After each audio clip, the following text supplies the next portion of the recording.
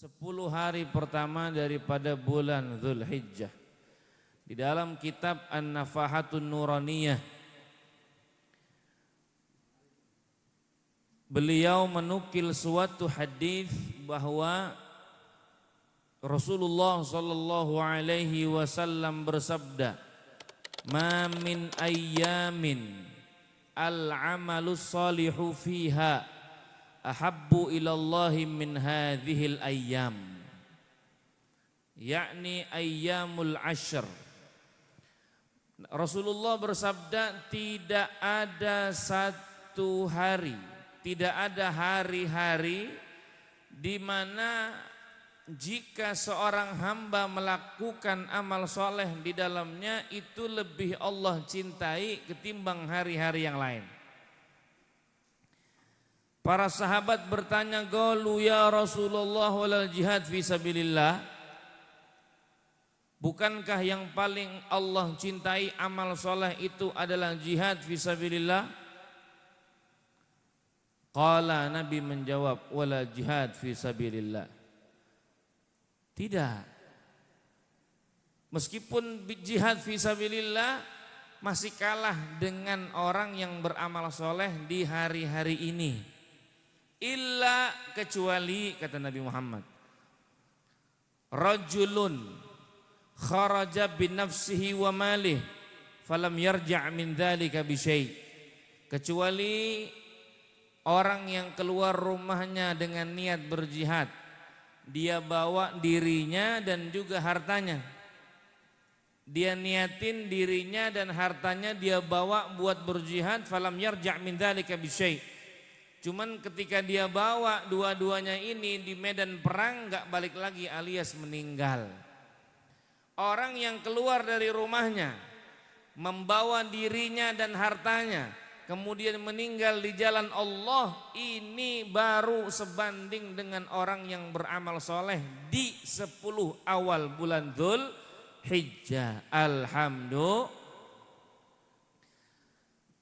Allah berikan kita kesempatan ini pada 10 hari awal bulan Dzulhijjah.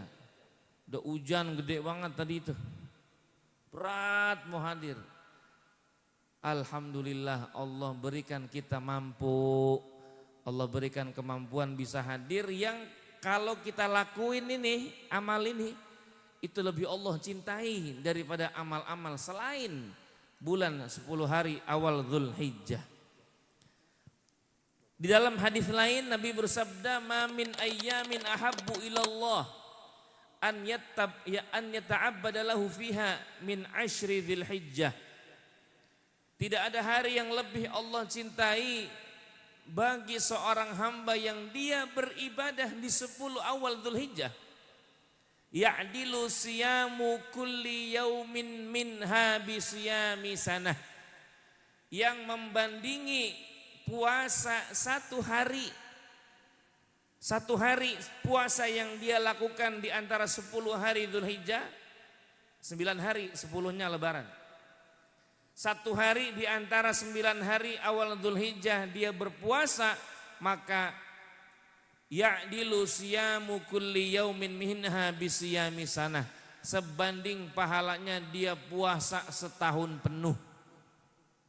Wa qiyamu kulli lailatin minha biqiyami lailatil qadri. Dan ibadah yang dia lakukan, kata Nabi Muhammad, di malam-malam awal 10 Dzulhijjah itu sebanding dengan dia beribadah pada malam Lailatul Qadar. Alhamdulillah. Jaga baik-baik ini 10 hari awal Dzulhijjah. Jangan sampai kita melakukan pelanggaran-pelanggaran yang telah Allah tetapkan dalam agama ini. Minimal kalau belum bisa menambah amal soleh dengan taat kepada Allah, minimal jangan maksiat di 10 hari ini.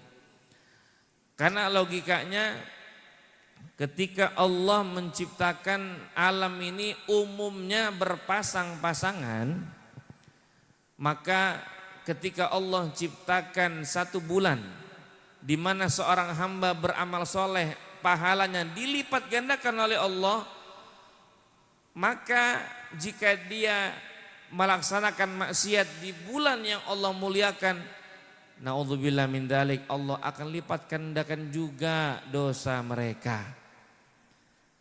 Wa qad dalla hadzal haditsu ala anna al-amala fi ayyamihi ahabbu ila Allah min al-amali fi ayyamid dunya min ghairi istithna'i syai'in minha wa idza kana habbu ila Allah fa huwa afdalu 'indah. Dari hadis ini yang tadi kita sama-sama telah dengar, telah menunjukkan kepada kita bahwa amal yang jika dilakukan oleh seorang hamba pada 10 hari awal Dzulhijjah ini, itu menjadi amal yang paling Allah cintai daripada amal kita kemarin-kemarin tuh. Dan jika amal sudah Allah cinta yang dilakukan oleh seorang hamba, maka fahuwa afdalu indah. Amal kita ini di sisi Allah lebih afdal dari amal kita sebelum-sebelumnya. Karena itu ayo semangat. Di 10 hari ini yang bisa puasa siang harinya. Yang bisa tiap malamnya ibadah qiyamul lail tiap malamnya. Yang bisa istiqamah sedekah setiap harinya. Apapun amal soleh yang dilakukan di 10 hari awal Dzulhijjah ini yang bisa kita lakukan. Wa hatta meskipun kita hanya mampu ninggalin maksiat, saya nggak mampu Ustadz, sholat malam banyak-banyak sedikit aja nggak mampu saya, karena ngantuk paginya harus kerja. Saya nggak mampu Ustadz, siangnya puasa karena harus kerja juga. Saya insya Allah mampu ninggalin maksiat. Saya jaga mata saya nih untuk mandang yang haram di handphone saya. Saya jaga tangan saya bersentuhan dengan perempuan yang gak mahram di hari-hari ini. Insya Allah itu saya mampu Ustadz. Niatin, ninggalin maksiat kita untuk mengagungkan 10 hari awal Dzulhijjah. Dan ini menjadi amal yang afdal di sisi Allah. Bukan ukuran kita nih. Mungkin kalau kita ukurannya kemarin kali ini ibadah gua nih yang Ramadan nih. Kemarin kali ini ibadah gua yang ini nih. Kayaknya itu yang lebih gede nih pahalanya. Belum tentu. Kalau ini beliau bilang, wa qad dalla hadzal hadits ala anna al-amala fi ayyamihi ahabbu ila Allah min al-amali fi ayyamid dunya wa idza kana ahabbu ila Allah fa huwa afdal indah. Kalau udah amal Allah cinta, kalau udah amal yang dilakukan hamba Allah cinta terhadap amal itu di waktu itu, maka amal ini afdol, lebih utama di sisi Allah, bukan menurut kita. Nah, ini kesempatan emas. Dan juga disebutkan dalam Al-Quran, wa yadhkuru smallahi fi ayyamin ma'lumat ala ma razaqahum min bahimatil an'am. Jumhur ulama mengatakan annal ayyamal ma'lumati hiya asyru dzilhijjati wa minal ladzina qalu dzalik. Jumhur ulama, kebanyakan ulama ini mengomentari atau berpendapat terhadap ayat Al-Quran dalam kalimat ayyam ma'lumat, hari-hari yang telah diketahui. Termasuk di antara mereka adalah Ibnu Umar wa Ibnu Abbas wal Hasan wa Atha wa Mujahid wa Ikrimah wa Qatadah wa Nakh'i wa Abu Hanifah wa Syafi'i wa Ahmad fil masyhuri anhu. Imam-imam ini yang telah saya sebutkan tadi berpendapat wa ruya an Abi Musa al-Asy'ari annal ayyamal ma'lumat hiya tis'u dzilhijjah ghairi yaumin nahar. 1 sampai tanggal 9 inilah yang dimaksud firman Allah wa yadhkurusmallahi fi ayyamin ma'lumat. Menyebut-nyebut nama Allah, mengingat-ingat Allah pada hari-hari yang telah diketahui. Artinya pada hari-hari dari mulai 1 sampai 9 Dzulhijjah. Bahkan kata sebagian ulama, saking kita nih di hari-hari ini nih sampai 9 sunnah takbir, memperbanyak takbir, tahlil, tahmid ini sunnah di 1 sampai 9 ini, sampai ulama nganjurin ketika kita ngelihat hewan ternak ini belum kurban nih. Tanggal 1 sampai tanggal 9 ketemu kambing nih, ngeliat kambing, ngeliat sapi, itu sunnah takbir. Allahu Akbar, la ilaha illallah, wallahu akbar. Allahu Akbar, walillahil hamd. Itu sunnah ngucapin sendiri buat mengagungkan diri kita terhadap bulan ini. Di awal Dzulhijjah itu sampai disunahkan juga takbir ketika ngelihat kambing sama ngelihat sapi sebelum ngelihat harga. Takbir dulu dia ngelihat bentuknya kambing, bentuknya sapi, dia takbir. Ini dianjurkan juga oleh para ulama. Wa annahu qala la yuraddu fihi ad-du'a. Nah, dan mereka yang saya telah sebutkan tadi nama-namanya para ulama, jumhur ulama mengatakan di hari-hari ini, di malam-malam ini sampai malam takbiran, itu doa tidak akan ditolak oleh Allah Subhanahu wa ta'ala. Karenanya banyakin doa kepada Allah. Pagi kah, siang kah, sore kah, malam kah, minta kepada Allah. Tapi ingat, doa kepada Allah Subhanahu wa ta'ala itu adalah bentuk penghambaan kita kepada Allah. Inti berdoa kepada Allah menunjukkan butuhnya kita kepada Allah. Fadu'ai wabtihali, kata Imamul Haddad, doaku dan rintihanku syahidun li biftiqari,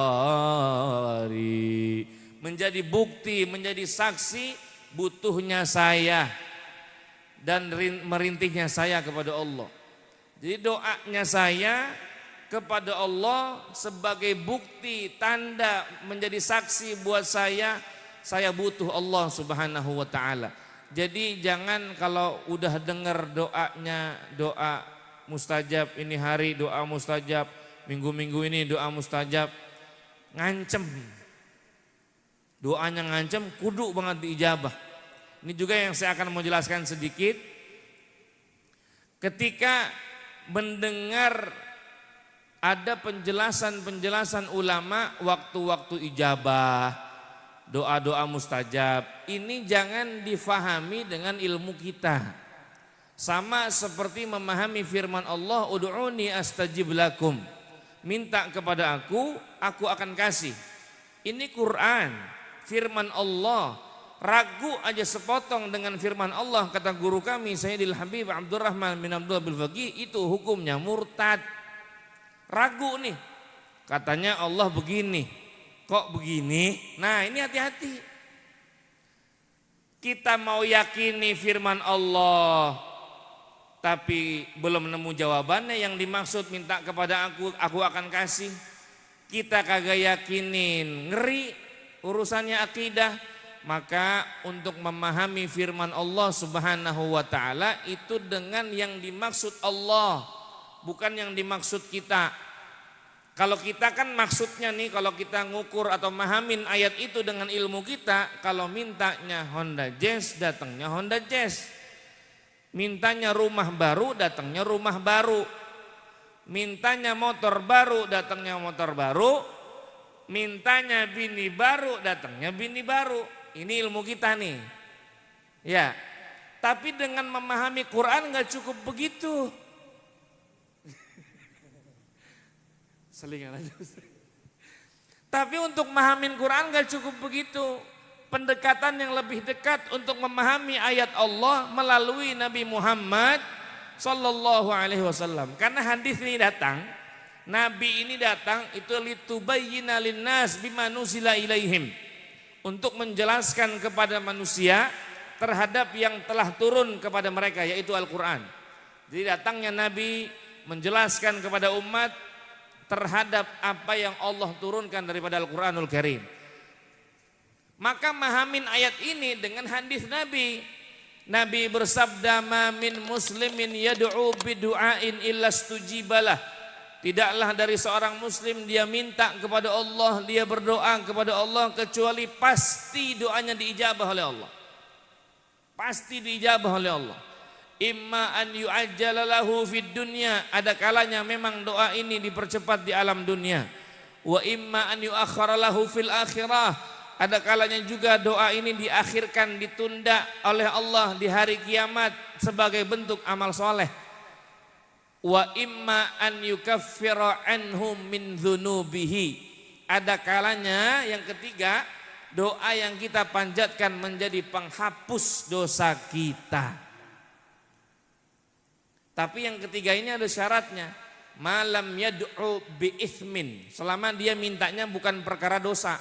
Ya Allah, kentang banget ini ya Allah, biar tupok apa tupok ini misalnya. Enggak bisa, ini enggak dapat. Au qati'ati rahmin, atau dia minta untuk diputuskan hubungan silaturahim dia. Saya udah gedek banget sama dia, ya Allah, saya enggak mau ketemu lagi biar mampus tuh orang. Itu enggak bisa dapat bagian yang ketiga. Au yasta'jilu, dia tergesa-gesa. Qalu, sahabat bertanya, wa ma yasta'jilu ya Rasulullah, apa yang kau maksud dengan yasta'jil, tergesa-gesa? Da'autu limastajaba, perasaan gue udah doa dah, cuman belum dijabah-jabah ini. Nah yang kayak model begini nih nggak dapat bagian yang ketiga. Artinya yang dimaksud hadis ini, Muslim kalau doa sama Allah udah pasti diijabah. Kalau nggak di dunia aja nih, pemberian Allah itu enggak serta-merta apa yang kita ucapin. Kita mintanya rumah, tapi Allah kasihnya sehat. Tetap Allah kasih, sebagaimana kita punya anak kecil umur 5 tahun, kita mampu nih beliin dia apapun, misalnya dia minta air king misalnya. Kan enggak cocok. Kita mampu nih beli nih. Belum tempat nak, duitnya ada, cuman buat pendidikan kamu dulu. Kamu belum mampu untuk itu. Jadi menahannya kita terhadap itu karena sayangnya kita kepada dia. Atau ini orang di hari kiamat amal jeleknya lebih berat daripada amal baik. Maka Allah tunda pemberian dia, agar nanti di hari kiamat Allah letakkan di timbangan amal baik dia yang kurang, sehingga amal baik dia lebih berat dan dia masuk surga Allah Subhanahu wa taala. Atau Allah tahu ini hamba dosanya banyak, dulu puluhan tahun maksiat, sekarang aja dia lupa itu. Kalau dia mau duduk ngerenung tiap malam mikirin tahun demi tahun yang dia lewati, ya Rabb, malu beribadah di hadapan Allah. Karena itu doa yang dia panjatkan Allah simpan, Allah jadikan ampunan buat dirinya. Ini hadis jawaban firman Allah, ud'uni astajib lakum. Benar, shadaqallahul azim. Maha benar Allah yang maha agung atas firman-Nya. Apa yang kita minta pasti diijabah oleh Allah Subhanahu wa taala. Hanya saja pemberian ijabahnya beda-beda. Itu bukan hak kita. Karena kita yakin Allahur Rahmanur Rahim, Allah Maha Pengasih, Maha Penyayang, dan Dialah lebih tahu yang mana yang lebih tepat buat saya. Biarlah urusan Allah yang memberikan itu kepada kita. Sebagaimana kita sebagai anak yang pasrah pemberian orang tua kita yang mana yang terbaik buat kita. Dia yang lebih tahu, saya lagi batuk, saya minta es krim, pasti gak bakal dikasih. Dia akan berikan yang lain yang tidak menyakiti kita. Ini orang tua yang punya sifat rahim. Allah arhamur rahimin, paling mengasihinya orang-orang yang punya rasa kasih sayang. Lebih tahu dia, lebih tahu Allah Subhanahu wa taala. Dialah Tuhan yang maha tahu. Karenanya ini malam-malam Dzulhijjah, malam ijabah, malam diterima doa-doa kita. Mudah-mudahan yang telah kita bacakan tadi dari awal, dari doa Ratibul Attas, doa tadi kita tawasul, diterima oleh Allah Subhanahu wa taala, diijabah oleh Allah Subhanahu wa taala dengan ijabah yang sesuai dengan apa yang Allah ridhoi dan apa yang Allah inginkan kepada kita.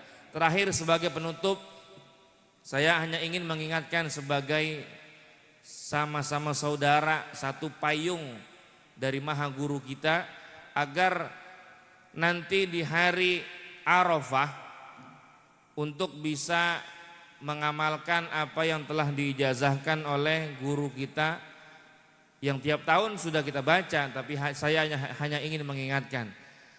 Ketika ba'da asar waktu orang-orang wukuf di Arafah dengan bacaan Allahumma ja'alna minal waqifin wal mutadarri'ina fi Arafat innaka ala kulli syai'in qadir sebanyak 100 kali.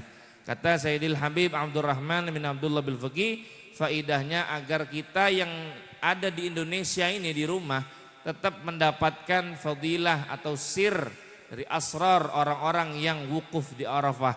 Apalagi besok ini Haji Akbar Ustaz ya? Iya. Kamis ini. Yang mudah-mudahan yang kita amalkan itu bisa mendapatkan sir orang-orang yang sedang wukuf di Arafah. Itu saja, mudah-mudahan bermanfaat untuk saya pribadi dan untuk kita semuanya. Dan Allahu wa iyyakum ajma'in. Assalamualaikum warahmatullahi taala wabarakatuh.